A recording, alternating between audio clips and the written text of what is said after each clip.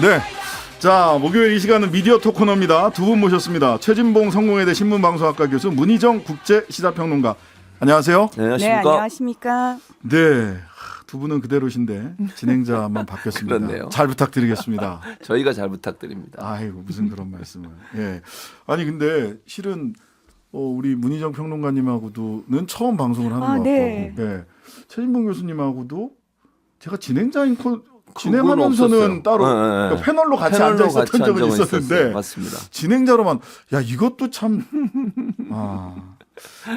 제가 잘못한 거죠. 그러니까 이번부터 잘하세요. 알겠습니다. 예. 자, 신장식의 뉴스아이키 하여튼간에 한번 열심히 한번 두 분 모시고 한번 달려보도록 하겠습니다. 원래 이 코너가 국내 언론, 국내 뉴스 중심으로 해가지고 쭉 이렇게 사이다 비평, 톡 쏘는 사이다 비평을 해왔는데 오늘은 좀 외신을 길게 보고요. 다들 궁금해하세요. 청취자 여러분들 또 대한민국 국민들이 전부 다 외신에서는 도대체 이 이란 적 발언, 이란은 UAE의 적, 이 발언과 외교적 파장을 어떻게 보고 있는가 이거를 조금 많이 궁금해하고 계셔서 요거를 좀 주로 다뤄보도록 하겠습니다. 먼저 문희정 평론가님, 네. 외신 담당이시죠? 네, 그렇습니다. 예. 자, 제가 잠깐 설명을 좀 드리면은 아랍에미리트는 사실 여러 개의 나라가 토후국이 모여가지고 그렇죠. 구성된 연합국가라고 할 수 있거든요. 근데 거기도 이슬람 왕조 국가입니다. 그렇기 때문에 흔히 이제 우리가 생각하는 언론의 자유 개념하고는 살짝 다르다고 보시면 되고요. 네. 이슬람 국가들 중에서 굉장히 좀 자유로운 언론을 가진 나라는 거의 없다라고 그냥 생각을 하시고 우리와 개념이 약간 다르다라는 걸 좀 염두에 두시고 보시면 될 것 같고 윤 대통령이 사실 아랍에미리트에 도착했을 때 당시만 해도 네. 뭐 국빈 방문이기 때문에 매체에서 전체적으로 다 좋은 것들을 다뤘어요. 한국과의 그렇죠. 관계라든지 기대감이라든지 이런 걸 다뤘는데 자, 이제 사실은 문제가 되는 건 아랍에미리트 자체의 그 언론의 기조가 아니겠죠. 네. 사실 거기서 이 문제에 발단이 된 발언이 나온 때가 16일이거든요. 네. 자, 정확하게 그 발언이 이겁니다. 여러분들이 왜 UAE에 오게 됐느냐? 바로 우리의 형제 국가이기 때문입니다. 형제국의 안보는 바로 우리의 안보입니다. UAE의 적은 가장 위협적인 국가는 이란이고 우리 적은 북한입니다. 우리와 UAE가 매우 유사한 입장에 있습니다. 자, 여기서 아랍에미리트의 적은 가장 위협적인 국가는 이란이라고 한 부분과 관련해가 지금 문제가 되고 있는 거거든요. 네. 자, 이때부터 이란 언론이 굉장히 강하게 발언을 하는데요. 이란 같은 경우에는 신정체제라고 해서 종교적인 최고 지도자가 최고의 권력의 정점에 있는 나라입니다. 따로 있어요. 그렇습니다. 그래서 사실은 이란의 언론들도 사실 그 최고 지도자의 뜻에서 거의 벗어나지 않는 그런 논조의 보도들을 내놓고 있는데요. 네. 뭐 현지 언론들은 이란 외교부의 그 반박 또는 이 부분과 관련된 비판 성명을 주로 보도를 많이 했습니다. 네. 그러면서 한국 대통령의 발언은 이란이 UAE를 포함한 걸프 국가들과 친밀한 관계에 있다는 것과 빠르게 진행되는 긍정적인 발전에 대해서 완전히 무지하다. 이거는 이제 외교부 대변인의 발언입니다. 그러면서 이란 외교부가 강력히 비난했다라고 얘기를 했고요. 또 이란이라는 그 언론도 있는데 여기서도 이제 관련해서 보도를 하면서 특히 반이란 발언 강타라고 이야기를 하면서 와, 반이란 발언으로 딱 찍었네요. 규정을 했습니다. 안티 이란이라고 표현을 했습니다. 예. 그리고 테헤란 타임스라는 곳에서도 또 다른 윤석열 대통령의 이란에 대한 하찮은 실수라는 제목으로 기사를 썼는데요. 자, 똑같습니다. 비슷한 내용으로 보도를 하면서 여기 이제 수십억 달러의 이란 자산을 주지 않은 부분을 짚었습니다. 그러면서 8조 원. 예. 이렇게 표현했어요. 천박한 실수로 자주 비판받은 윤 대통령이 이란을 UAE의 라이벌이자 가장 큰 위협이라고 선언해서 눈살을 찌푸리게 했다. 그러니까 그동안 윤 대통령의 실수를 다 알고 있다라는 얘기입니다. 자, 그런데요. 이거는 이제 이란 내에서는 사실 굉장히 비판적인 발언이 나올 수밖에 없죠. 그러면서 한국 선박에 대한 호르무즈 해협 진출입 차단 등 강경한 조치가 취해질 수 있다는 관측도 있다. 이런 얘기까지 나왔습니다. 자, 그런데 이걸 다루는 다른 언론들을 제가 봤을 때 사실 서방 언론들은 별로 이걸 크게 다루진 않았어요. 네. 로이터 통신은 그냥 이런 사실들이 있었다라는 경과를 보도하는 수준에 그쳤고요. 이 부분과 관련해서 특별히 다룬 데가 어디냐면은 이제 영국에 본사를 둔 이란 언론 매체, 그리고 미국 국무부 재정 후원으로 세워진 자유유럽 방송, 뭐 네. 요런 데예요. 이건 무슨 의미냐면 네. 이란을 다루고 있지만 사실은 이란에 반대하는 논조를 가진 언론들입니다. 네. 이 언론들은 뭐라고 얘기를 하냐면은 이거 혹시 그 한국이 이란에 대한 정책적 기조를 바꾸는 거 아니냐, 네. 그 신호일 수 있다라는 식으로 뭔가 의도가 있을 것 같다라는 식으로 몰아가요. 아, 이거는 사실 이란의 논조하고 좀 사실은 다른 방향에 있는 겁니다. 네. 이게 어떤 걸 의미하냐면요. 지금 이란은 서방 국가들하고 살짝 척을 쥐고 있는 상황이에요. 그렇죠. 그래서 이란 입장에서는 지금 내부적으로 반정부 시위도 꽤 오랫동안 진행이 되고 있고, 그리고 국제사회에서도 이제 이란 핵합의 복원도 잘 안 되고 굉장히 좀 어려운 상황이기 때문에 한국의 이 발언을 기점으로 조금 분위기를 쇄신하려고 하는 거고요. 서방 자. 국가에서는 이란의 뜻대로 해주지 않으려고 합니다. 자, 이란 그 외신 반응 살펴봤고요. 잠시 광고 듣고 들어와서 미디어톡 계속 이어집니다.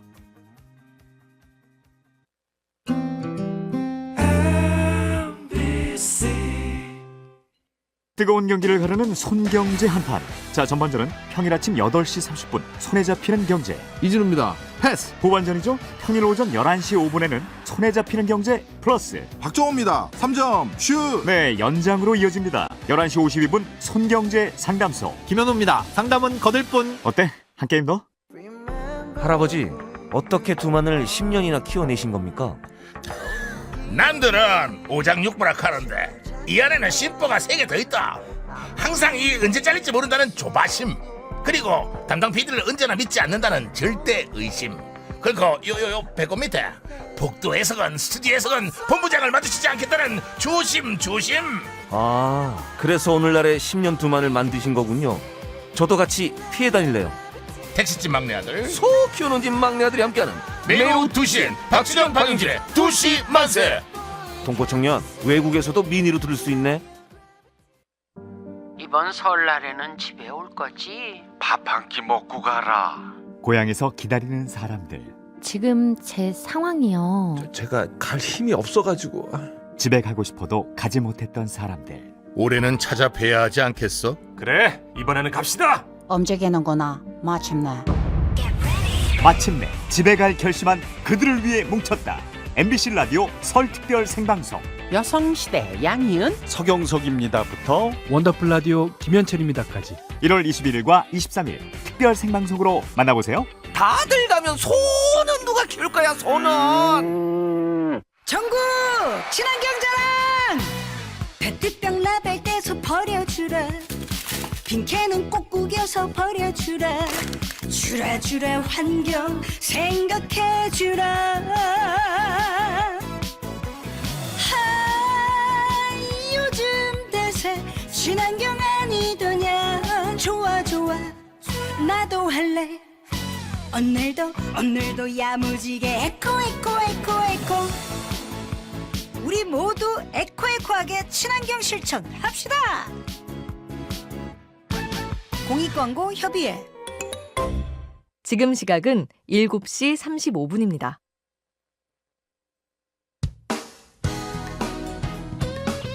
뉴스하이킥 날씨와 교통정보입니다. 지금 경기 북부지방에 눈 내리는 곳 있는데요. 밤사이 동해안을 뺀 전국에 점차 확대되겠습니다.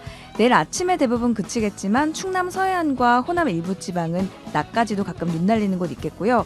강원 산지와 내륙, 경기, 충북 일부 지방에 1에서 5cm, 그 밖의 지방도 1cm 안팎이 쌓이는 곳 있겠습니다. 내일 출근길 도로 위 눈이 얼 가능성이 있어서 운전 조심하셔야겠고요. 내일 아침에는 평년 수준의 추위 보이겠지만 낮부터는 찬바람이 강해져서 한낮에도 철원 영하 4도, 서울 영하 1도, 대구 영상 4도에 머물겠고 토요일 아침은 강추위 찾아오겠습니다. 연민주였습니다.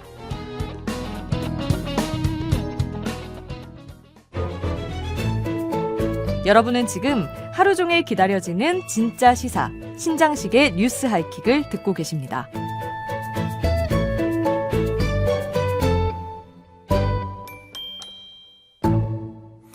뉴스아이킥 미디어톡 최진봉, 문희정 두 분과 함께하고 있습니다. 외신의 그 윤석열 대통령의 이란은 적 발언에 관련된 외신 쭉 얘기 나왔는데요. 저는 뭐 그 이란 인터내셔널 영국에 본사를 둔 굉장히 전략적인 판단, 정책 전환의 일종 자유 유럽 방송이군요. 이렇게 보고 있는데 다른 가능성을 좀 생각을 해보셔야 된다. 이게 전략적인 행동이었을까에 대한 근본적 의문을 던져보셔야 팩트에 가까운 논평을 하지 않을까 하는 생각이 들고요. 최진봉 교수님, 요 지금 외신 반응들 어떻게 보셨습니까? 그 외신 반응을 봐도 사실은 윤석열 대통령이 여러 가지 지금 그러니까 말을 실수를 한 거잖아요. 그걸 실수한 거를 예컨대 실수를 할 수 있고 예를 들면 모를 수도 있다고 생각해요, 저는. 그러니까 최근에 있었던 여러 가지 변화를 제대로 확인하지 못하고 예전의 생각만 가지고 얘기했을 수도 있고 그럼 유감 표명을 하면 되는 거예요. 예컨대 이란을 해명하라고 그러면 그 관련 기관에 대한 여러 가지 조사들에 대해서 제대로 업데이트가 안 돼서 발언을 했지만 그런 진위가 아니었고 다른 부분에 대해 이렇게 얘기하면 되는데 계속 그 부분을 해명을 안 해요. 사과도 안 하고. 그러니까 문제가 더 커진다고 저는 보거든요. 점점 전선이 확대되고 있잖아요, 지금. 그러니까요. 정정해라라고 하는 명시적 요구를 했어요. 그러니까요. 그리고 지금 이제 NPT 문제까지 나오고 이렇게 되면 이란과 우리나라 사이의 관계가 어떻게 되겠습니까? 그냥 그 발언, 실언 하나 때문에 결국 이란과 우리 사이의 관계가 완전히 틀어질 수 있는 위험성에 빠지게 되는 것이고요.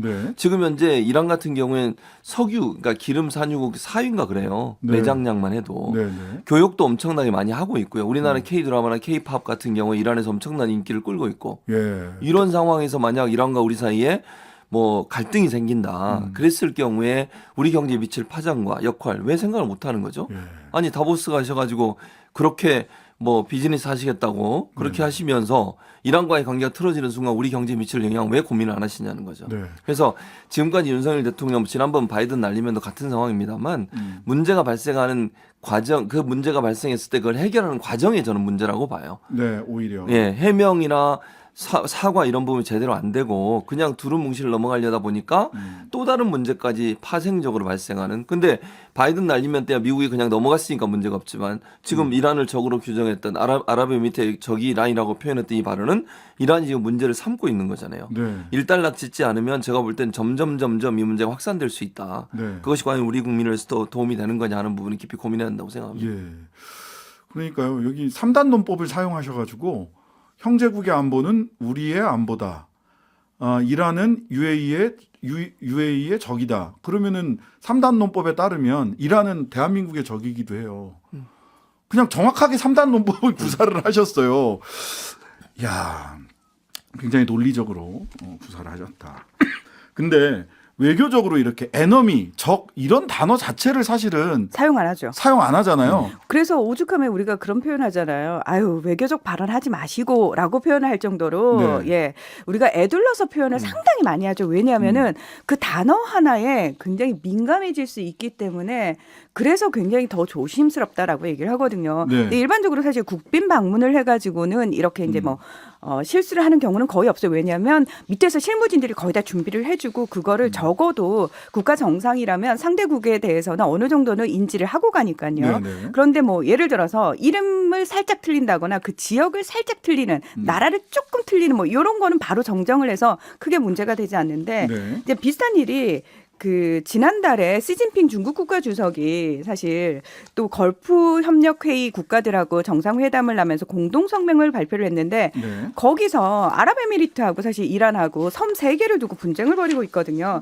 그런데 그 부분과 관련해서 그러니까 아랍에미리트를 지지한다라는 식의 표현이 들어간 거예요. 거기에 대해서 이란이 굉장히 크게 문제 제기를 했고 바로 중국 외교부에서 그 다음날 정례 브리핑을 통해서 우리는 이란과 동반자적 관계고 이런 식으로 해명을 합니다. 그러면서 후추나 부총리가 이란으로 바로 날아갔어요.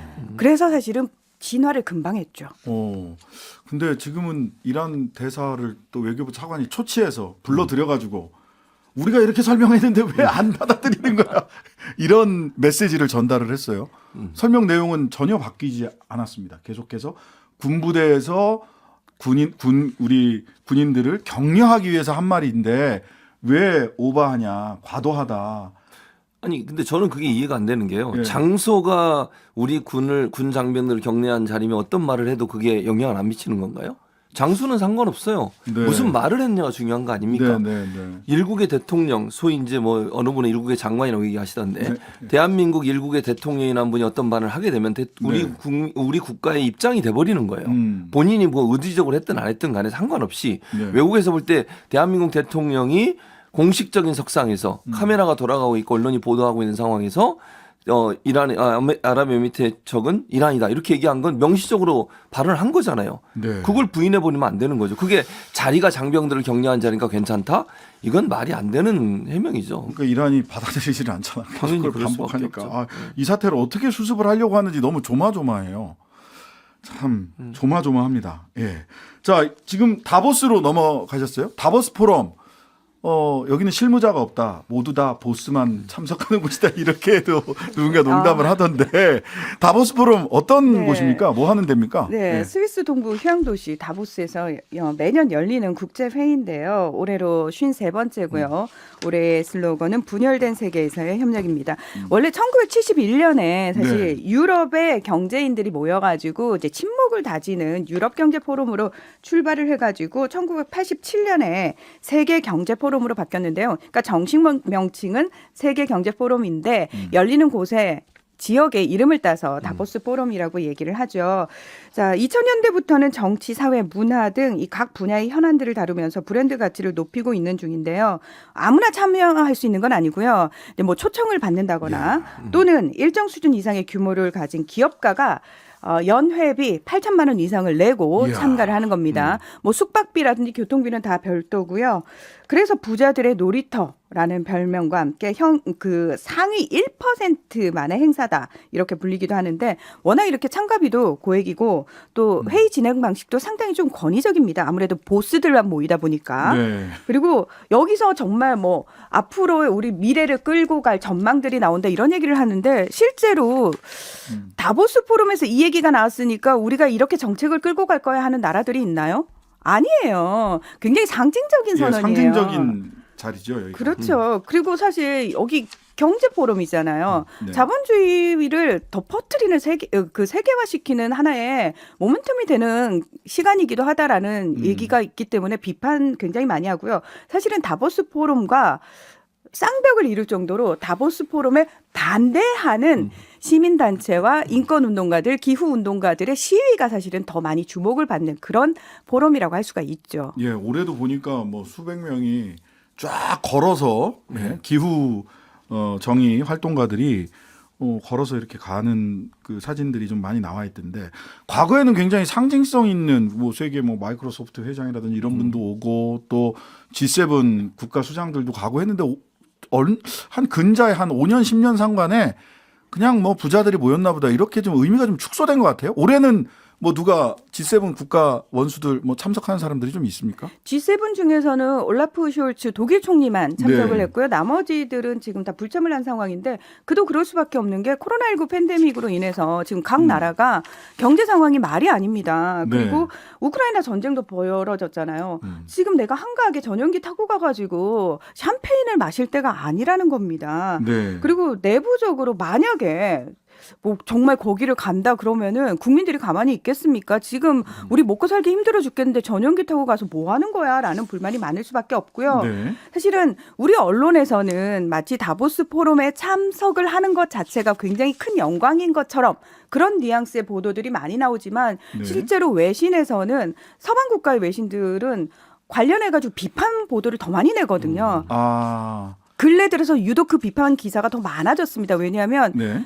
기후 문제가 굉장히 국제사회에 있어서 엄청 중요한 아젠다로 떠올랐잖아요. 네. 그러면은 그 기후 문제를 부자들이 모여가지고 전용기 타고 와가지고 탄소 엄청 배출해가면서 모여가지고 그 사람들이 얘기를 한다고 해서 그게 해결이 됩니까? 그 이율 배반에 대해서 지적하는 얘기가 많이 나오니까 사실은 각국의 정상이라든지 진짜 다국적 기업의 CEO 같은 사람들은 눈치를 볼 수밖에 없다라는 겁니다. 오히려 워낙 비판 여론이 많아서 눈치를 보는 자리인데 그렇죠. 잠시 전에 머니투데이 보도 보니까요. 8억 불 투자 윤 대통령 다보스서 세일즈 외교 잭팟 그다음 헤럴드 경제 윤 대통령 UAE에 이어 다보스 9,900억 원 잭팟 잭팟 머니투데이도 그렇고 헤럴드 이거 대통령실에서 아무래도 워딩을 준 게 아닌가라는 생각이 들 정도로 이렇게 잭팟이다 이런 국내에서 다보스 포럼에 대해서 이렇게 평가하고 있네요. 일단 어떻습니까, 저는 이거? 이 그 제목에 잭팟이란 말이 들어가는 게 제가 대단히 부적절하다고 생각해요. 네. 이게 너무 자극적인 발언이잖아요. 잭팟이라고 하는 것이 그건 어떤 뭐 도박. 예를 들면 도박해서 거기서 뭔가 크게 터진 걸 얘기하는 거잖아요. 네. 근데 이렇게 돼 버리면 마치 그 윤석열 대통령이 가서 그냥 엄청나게 뭐 뻥튀기 하듯이 터트린 거다 이렇게 이해가 될 수 있는 오해로 불러일으킬 수 있고 네. 사실은 이게 세일즈 애교라고 하는 것은 거기서 어떤 정도의 계약이 이루어졌는지 모르겠어요. 계약인지 네. 아니면 MOU인지 뭐 이거 잘 모르겠지만 네. 구체적인 지금 제목만 저희가 받고 구체적인 기사 내용은 보지 않아서 어떤 의미인지 모르겠지만 이렇게 기사에 마치 엄청나게 많은 것인 것처럼 얘기하면서 실제 내용이 가면 별게 없는 것으로 나오는 경우도 많이 있거든요. 네. 그리고 잭팟이라는 표현 자체가 부적절해요. 그러니까 언론사에 어떤 그 제목으로 쓰면서 네. 제목의 헤드라인 안에 잭팟이란 말이 들어가는 것이 과연 타당한가 하는 부분은 신문사 기자들이 좀 깊이 고민해 볼 부분이라는 생각이 듭니다. 하여튼간에 근데 똑같이 헤럴드 경제하고 머니투데이가 똑같이 잭팟이라는 단어를 써서 키워드를 그걸로 잡았나. 자, 윤 대통령은 오늘 글로벌 CEO들을 만나서 나는 대한민국 1호 영업사원이다. 언제든 찾아달라. 기업과 시장이 가장 중요하다. 이런 얘기를 하셨는데 어제에 이어 오늘도 한국노총, 민주노총, 건설산업노조 34군데 오늘 압수수색 당했고요. 어제는 4군데 국가정보원이 압수수색을 했습니다. 대통령이 영업사원만 하지 말고 노동자의 손을 잡아줄 수 있는 친구 역할도 함께 하는 자리가 대통령이 아닐까라는 생각을 해보게 되네요. 자, 이 얘기도 좀 짚고 가야 될 것 같습니다. 김순덕 대기자, 예. 동아일보에서 논쟁적 칼럼을 쓰죠. 이분이 대구 경북 지역 전현직 언론인들이 주축이 돼서 제정한 264 기자상의 264 기자상을 제1회 네. 1호로 수상을 했어요. 이게 논란이 되고 있습니다. 그렇습니다. 264 기자상을 처음으로 만들었어요. 네. 그러니까 대구 경북에 있는 언론인 출신들 아마 언론인 것 같은데 네. 그리고 나서 첫 번째 수상자로 김순덕 대기자를 지금 선정을 한 겁니다. 네. 그런데 그러면 과연 이분들이 264 선생님이 어떤 역할을 했느냐 이걸 알고 계신지 모르겠어요. 기본적으로 저는. 네. 김순덕 대기자를 선정한 그 배경을 봤을 때 과연 이게 타당한가 하는 부분에 대한 문제를 제기할 수밖에 없는 것인데요. 네. 심사위원회는 네. 선정 이유를 이렇게 밝혔어요. 네. 권력을 향해 촌철살인의 정론 직피를 가감없이 구사해 오면서 투철한 기자 정신을 충실하게 지켜왔다. 칼럼을 통하여 시대 정신에 부합된 우리 시대 언론의 지표를 명확하게 제시, 264의 애국적 기자 정신을 오늘날에 다시 구현해냈다. 그게 맞는지는 제가 잘 모르겠고요. 일단 제가 이렇게 물어볼게요. 예. 7일 전에, 그러니까 이 상이 수상하게 되는 7일 전에 썼던 칼럼에 예. 백선엽 전 육군 대장 예비역 예. 대장에 대한 글이 있습니다. 네. 그 글에서 백선엽 대장을 엄청나게 칭찬하고 옹호하는 글을 썼어요. 근데 백선엽 전 예비역 대장이 어떤 분이냐?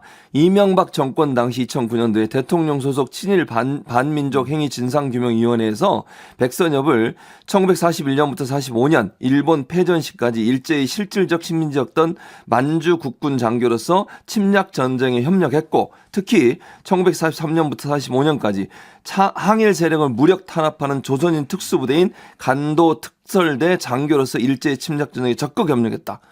이렇게 적어놨어요. 이런 분을 칭찬하고 옹호했던 분이에요. 264는 어떤 일을 의열단 단원이셨어요. 의열단 단원이셨어요. 왜? 대한민국 독립을 위해서 싸우고 이렇게 탄압하는 사람들에게 저항했던 사람이에요. 네. 그 사람을 기려서 만든 기자상을 주면서 그 사람들을 탄압했던 사람을 옹호하는 그런 기자에게 어떻게 이 상을 줄 수가 있습니까? 이게 맞는 건지 모르겠어요. 그래서 저는 이게 진짜 번지수를 잘못 받아 찾은 게 아닌가라는 생각이 든 게 지난 5일날 동아일보에 올린 그 김순덕 대기자가 문재명 세력은 민주주의 말할 자격 없다라는 제목의 칼럼. 네. 그 내용에서 보면 소위 김원봉 선생 그 관련해서 문재인 정부가 했던 일이 그 북한에서도 훈장 받은 사람을 기리는 게 이게 말이 되냐. 네. 근데 그러면서 예. 근데 그러면서 백선엽 씨를 이렇게 예. 칭찬했죠. 칭찬을 했잖아요. 네. 6.25 영웅 백선엽 예비역 대장의 홈페이지 정보란에는 친일 반민족 행위자라는 문구를 명시하게 했던 대통령이 그게 바로 2000 문재인 대통령이었다. 근데 2009년 이명박 대통령 때 그랬다니까요. 이명박 대통령 때 그렇게 네. 친일 반민족 행위자 그 진상 명단 정리할 규명위에서 때 네, 거기서 진상 한 규명위에서 거예요. 그렇게 한 거예요. 근데 그걸 문재인 대통령이 한 것처럼 또 그렇게 쓰였어요. 네. 그리고 김원봉을 비판했잖아요. 네, 그렇게 비판했죠. 근데 이육사 선생은 김원봉이랑 같이 의열단이었어요. 김은목 선생 의원 네. 단장이셨어요. 단장이셨고 네, 그분이랑 맞아요. 같이 연루돼서 대구에서 무슨 뭐 하여튼간에 활동을 해가지고 네. 감옥에도 갔어요. 그렇죠.